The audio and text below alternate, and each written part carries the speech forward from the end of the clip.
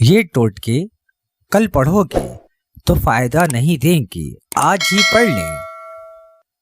حمل بار بار گر جائے تو سوتے وقت انجیر کھایا کرو، حمل نہیں گرے گا، حمل ٹھہر جائے گا۔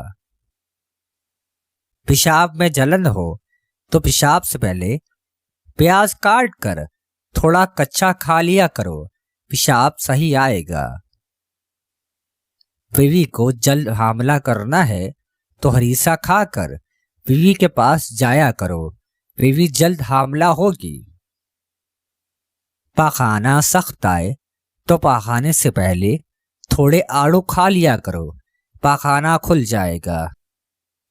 بدن کے کسی حصے میں بھی درد ہو اور درد سے آرام نہ آ رہا ہو تو ہلدی میں تھوڑا اسپغول کا چھلکا ملا کر درد والی جگہ پر لگا دو، آرام آ جائے گا۔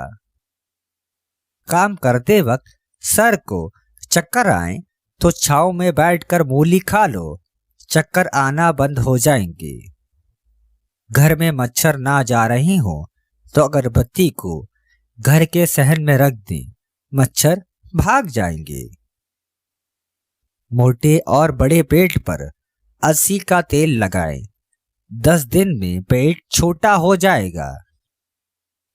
جلد کے سرخ دانے اور دھبوں کو صاف کرنا ہے تو سفید اور کچے انار کے چھلکوں کو دانوں پر لگائیں۔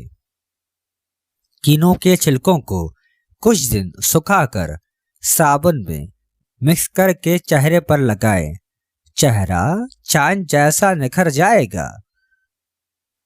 اگر پسلی میں درد ہو رہا ہو تو گرم پانی میں بادام کو ٹھنڈا کر کے کھاؤ، پسلی کا درد دور ہو جائے گا۔ وہ بچے جن کی عقل کمزور ہو ان کو دودھ میں بادام پیس کر دودھ پلائیں، ذہنی طاقت ملے گی۔